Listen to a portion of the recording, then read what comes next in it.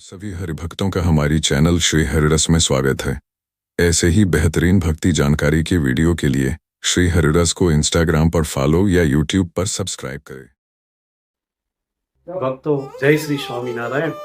ભક્તો ઇતિહાસમાં સુરવીર હરિભક્તોના કેટલા નામો સુવર્ણ અક્ષરે અંકિત થયા છે, જેમાં પ્રભુ ભક્તિમાં, ભજન ભક્તિમાં કોઈકને પોતાના સગા સંબંધીઓ દ્વારા, કોઈકને સમાજ દ્વારા, કોઈને જ્ઞાતિ દ્વારા એના વિરોધો થયા છે અને ભગવાનના ભજનમાં અનેક કષ્ટો સહન કર્યા છે, પણ અંતે એને ભગવાનનો રાજીપો પ્રાપ્ત થયો છે। ભક્તો એવા જ એક હરિભક્ત નવલબાઈ, જે સ્ત્રી હરિભક્ત હતા, એની આપણે થોડી વાત કરશું। પ્રભુ બનાસકાંઠા વિસ્તારમાં સ્વામિનારાયણ ભગવાન વિચરણ કરતા હતા। વિચરણ કરતા કરતા પ્રભુ પ્રાંતિજ ગ્રામે પધાર્યા। પ્રાંતિજ ગામમાં સ્વામિનારાયણ ભગવાન આવ્યા।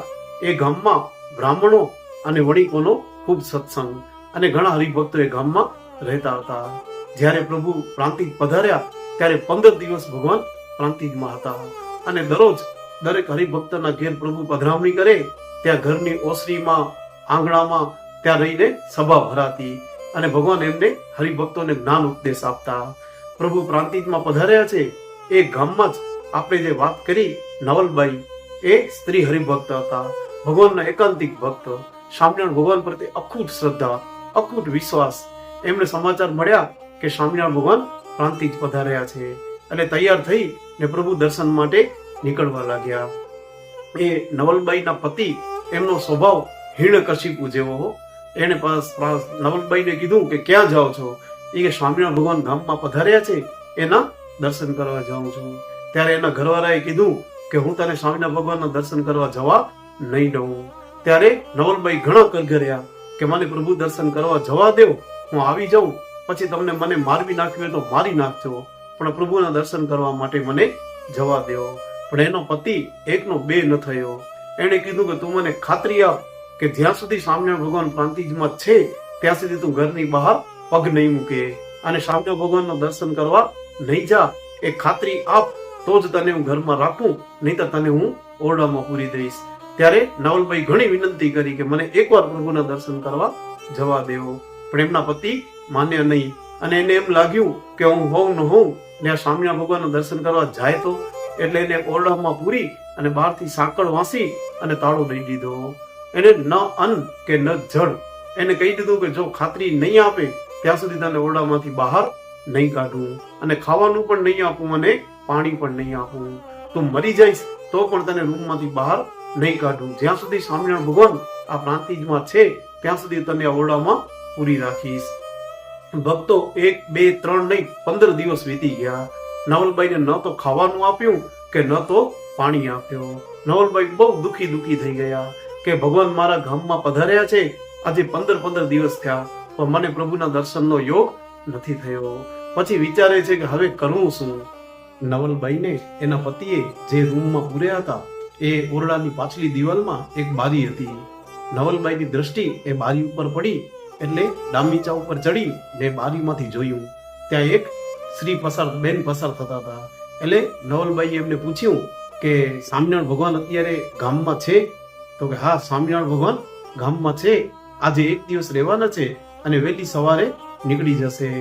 અને તરત જ નવલબાઈને થયું કે હવે તો ભગવાન એક જ દિવસ છે, પણ મારે કઈ રીતે પ્રભુના દર્શન કરવા? પણ પ્રભુએ નવલબાઈની શક્તિનો સંચાર કર્યો અને નવલબાઈએ બારી હતી એને 2 હાથથી ખેંચી એટલે બારી નીકળી ગઈ અને નવલબાઈ બારીમાંથી પાછળ કૂદ્યા। ભક્તો એ વખતે રાત્રિનો સમય હતો। સ્વામિનારાયણ ભગવાન જ્યાં રોકાણા હતા એ ઘરના દ્વારે નવલબાઈ પહોંચી ગયા। દ્વારપાળો દરવાજા ઉપર ઉભા હતા। નવલબાઈએ કીધું કે મને પ્રભુના દર્શન કરવા છે। ત્યારે દ્વારપાળોએ કહ્યું કે બેન, અત્યારે તો સ્વામિનારાયણ ભગવાન ઓઢી ગયા છે, અત્યારે તમને કઈ રીતે દર્શન કરવા? અમે પ્રભુને અત્યારે જગાડશું નહીં, તમે સવારના વહેલા આવજો એટલે તમને ભગવાનના દર્શન થઈ જશે। નવલબાઈનો જે બલિદાન હતો એ આ દ્વારપાળોને ખબર નથી કે 15 દાડાના અંજળ વગરના ઉપવાસ છે। આટલી હિંમત દાખવી બારી તોડીને ભગવાનના દર્શન કરવા આવ્યા છે। એ વાતથી અજાણ હતા એટલે દ્વારપાળોએ કીધું કે બેન, અત્યારે અમે તમને દર્શન નહીં કરાવી શકીએ કારણ કે રાતના 11 વાગ્યા છે। નવલબાઈને તો પ્રભુના દર્શનની એવી ઝંખના હતી કે જો અત્યારે ભગવાનના દર્શન નહીં થાય તો ફરી મને ક્યારે દર્શન થશે નહીં. જેમ કીર્તનમાં આવે ને કે દર્શન દેવો ઘનશ્યામ નાથ મોરી અખિયા પ્યાસી રે, દર્શન દેવો ઘનશ્યામ. નવલભાઈ ઊંચા સ્વરે બોલવા લાગ્યા કે સ્વામિનારાયણ સ્વામિનારાયણ સ્વામિનારાયણ, પ્રભુ મને દર્શન દેવો. અને ઓરડામાં ભગવાન પોઢ્યા હતા એના કાને આ સ્વર પહોંચ્યો. તરત જ પ્રભુએ ઓરડો ઉઘાડી અને ઓસરીમાં ઉભા રહ્યા અને જોયું, ઓહો નવલભાઈ, તમે અત્યારે રાતના દર્શન કરવા આવ્યા, કેમ છો? ત્યારે નવલભાઈએ પ્રભુ કહ્યું કે પ્રભુ, મારા દુઃખનો કોઈ પાર નથી. આપ 15 દિવસથી પ્રાંતિજમાં રોકાણા છો, પણ મારો પતિ મને દર્શન કરવા આવવા દેતો નથી. ભગવાન, હું બહુ તમારા દર્શન માટે વ્યાકુળ હતી, પણ અત્યારે પણ હું કઈ રીતે આવી છું એ મારો મન જાણે છે. ત્યારે ભગવાન કહે છે કે તમારી અમારી મૂર્તિનું તમે અખંડ ચિંતન કરજો અને તમારા સુખના દિવસો આવશે અને તમે ભજન ખૂબ કરો. ત્યારે નવલભાઈ કહે છે કે પ્રભુ, મારો પતિ મને ભજન કરવા પણ દેતો નથી. ત્યારે સ્વામિનારાયણ ભગવાન કહે છે કે નવલભાઈ, તમે અમારા દર્શન વગર મૂંઝાણા છો, તમારા મનમાં ને હૃદયમાં ઉદ્વેગ છે. તમે મૂંઝવણથી અને ઉદ્વેગમાં રસોઈ બનાવી અને તમારા પતિને જમાડો છો, એટલે એને પણ સદબુદ્ધિ આવતી નથી. તમે ઘરે જઈ ને એક કામ કરજો, કાલથી તમે જ્યારે તમારા પતિ માટે રસોઈ બનાવો ત્યારે સ્વામિનારાયણ સ્વામિનારાયણ સ્વામિનારાયણ એ અખંડ મનમાં રટણ ચાલુ રાખજો અને તમારા પતિને એ રસોઈ જમાડશો તો એનો અંતરાત્મા શુદ્ધ થશે, એને પણ અમારા પ્રત્યે પ્રેમ થશે અને તમને પણ ભક્તિમાં એ બાધક થશે નહીં. ત્યારે નવલભાઈએ કીધું કે પ્રભુ, જેવી તમારી ઈચ્છા. ત્યારે નવલભાઈને પ્રભુએ કહ્યું કે હવે તમે ઘરે જાઓ. ત્યારે નવલભાઈએ કીધું કે પ્રભુ, હું તો બારી તોડીને આવી છું, હવે કઈ રીતે ઘરે જાઉં? કારણ કે ઘરમાં તો મારો પતિ હશે, ઘરનો દરવાજો બંધ હશે. ત્યારે સ્વામિનારાયણ ભગવાને કહ્યું કે નવલભાઈ, તમે ઘરે જાઓ તો મુખ્ય દ્વારેથી જ જજો. કોઈ બારીમાંથી કે ચોર માર્ગે જાય એ અમને બિલકુલ પસંદ નથી. શિક્ષાપત્રી શ્લોક 33માં સ્વામિનારાયણ ભગવાને કહ્યું કે ચોર માર્ગે પેસવું નહીં અને નિસરવું નહીં. ભક્તો, આપણે પણ ક્યારે પણ ક્યાં જઈએ તો મુખ્ય દ્વારેથી જવું ને આવવું. પછી આપણી જગ્યા હોય કે બીજાની હોય, જો તમે દિવાલ કૂદીને કે બીજા ગુપ્ત માર્ગથી જાઓ એ યોગ્ય નથી. સ્વામિનારાયણ ભગવાને કહ્યું કે મુખ્ય દ્વારેથી જ આવજાવ કરવી. એટલે નવલભાઈને કીધું કે તમે મુખ્ય દ્વારેથી ઘરે જજો અને સાંકળ ખખડાવજો, તમારા પતિને અમે સદબુદ્ધિ દેશું. અને પછી નવલભાઈ ઘરે ગયા અને સાંકળ ખખડાવી. ત્યારે એના પતિએ દરવાજો ખોલ્યો અને જોયું તો કે આ નવલભાઈ, તમે કે બારે કઈ રીતે આવી? તું, મેં તો તને ઓરડામાં પૂરીને તાળું મારી દીધો હતો. ત્યારે બુદ્ધિના પ્રેરક ભગવાન છે. નવલભાઈને એવી બુદ્ધિ સૂજી અને નવલભાઈએ કીધું કે તમે તો એવા ને એવા જ રહ્યા, રાત્રે પાછલી બારી તોડીને આપણા ઘરમાં ચોર આવ્યા હતા, પણ મેં તમારા ઘરની, આપણા ઘરની મેં રક્ષા કરી. હું લાકડી લઈ ને ચોરો પાછળ દોડી ને એને ગામની બહાર ભગાડી આવી ને હવે હું મુખ્ય દ્વારેથી તમારી પાસે આવી. તમને વિશ્વાસ ન હોય તો જુઓ, આપણા ઓરડાની પાછલી દિવાલ બારી છે એ તોડેલી છે. ત્યારે એના પતિને એમ થયું કે જોઉં, દરવાજો ખોલી અને જોયું તો ખરેખર દિવાલ તોડેલી હતી. એટલે એને થોડો નવલભાઈનો ગુણ આવ્યો કે મેં એને 15 દિવસથી દર્શન કરવા જવા ન દીધું, અનજડ નથી આપ્યા, છતાંય મારી પત્ની ડાયાગીરી છે કે એણે મારા ઘરની રક્ષા કરી. નવલભાઈને પૂછ્યું કે ચોરો કાંઈ લઈ તો નથી ગયા ને? ત્યારે નવલભાઈએ કીધું કે ના, મેં આપણા ઘરની એક વસ્તુમાં ચોરોને લેવા જવા દીધી નથી. મારા 15 દાડાનો ઉપવાસ છે, પણ મારા સ્વામિનારાયણ ભગવાનનો પ્રતાપ હતો, મારામાં શક્તિનો સંચાર કર્યો અને મેં ચોરોથી આપણા ઘરની રક્ષા કરી. ત્યારે એના પતિને ભાવ આવ્યો.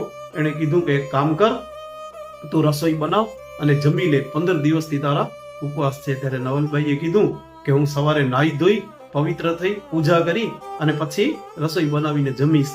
ત્યારે એના પતિએ કીધું કે હું તને ક્યાં પૂજા કરવા દઉં છું? ત્યારે નવલભાઈએ કીધું કે હવે તો મને પૂજા કરવા દેશો ને? ત્યારે એના પતિએ કીધું કે ભલે પૂજા કરજે તું. એના મનમાં એવો ગુણ આવ્યો કે ભલે પૂજા કરે.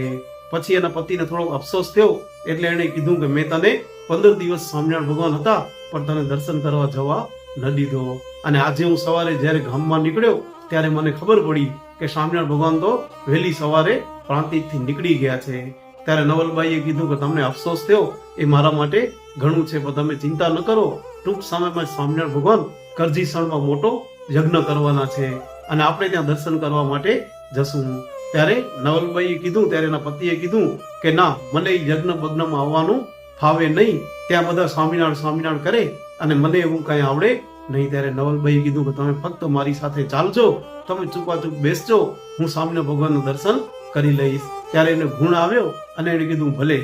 પછી જ્યારે સ્વામિનારાયણ ભગવાને કરજીસણમાં યજ્ઞ કર્યો ત્યારે નવલબાઈ અને એનો પતિ એ બંને કરજીસણ ગયા અને સ્વામિનારાયણ ભગવાનના દર્શન કર્યા. ભગવાનની સાથે દ્રષ્ટિ મળી અને એના પતિને પણ ભગવાનનો ગુણ આવ્યો અને ભગવાનની મૂર્તિ હૃદયમાં ઉતરી ગઈ અને એણે સ્વામિનારાયણ ભગવાન પાસે વર્તમાન ધરાવી અને તુલસીની કંઠી ધારણ કરાવી અને વર્તમાન લીધા. ભક્તો જુઓ, ભક્તનો વિશ્વાસ હતો તો ભગવાન એની સહાય આવ્યા. અને આપણામાં કહેવત છે ને કે અન્ન તેવો મન. જ્યારે નવલબાઈને ભગવાને કીધું કે તમે સ્વામિનારાયણ રટણ કરીને રસોઈ બનાવજો તો તમારા પતિનો અંતરાત્મા શુદ્ધ થઈ જશે અને એને ભગવાન પ્રત્યે ભક્તિનો ઉદય થશે. ભક્તો, આપણા વડીલો પણ જ્યારે હતા એ રસોઈઓ કરતા ત્યારે ભગવાનના કીર્તનો ધૂન બોલતા બોલતા રસોઈ કરતા અને ભગવાનનો સર્વે કુટુંબીજનોને ભગવાન પ્રત્યે પ્રેમ થતો. તો આપણે પણ આ વાત ઉપરથી શીખવાનું કે જ્યારે આપણે આપણા પરિવાર માટે રસોઈ બનાવતા હોઈએ ત્યારે સતત પ્રભુ સ્મરણ રાખવાનું અને પ્રભુ સ્મરણ સાથેનો બનાવેલો રસોઈ એ ભગવાનને થાળ ધરી અને પછી પરિવારવાળા જમે તો ભગવાનને ભગવાનનો ગુણ આવે અને સદબુદ્ધિ આવે તો આપણે ભગવાનના ભક્ત સાચા થઈ શકીએ. એટલે આપણે એ પ્રમાણે વર્તી ને આ વાતમાંથી એ ગુણ લેવાનો. અસ્તુ. જય શ્રી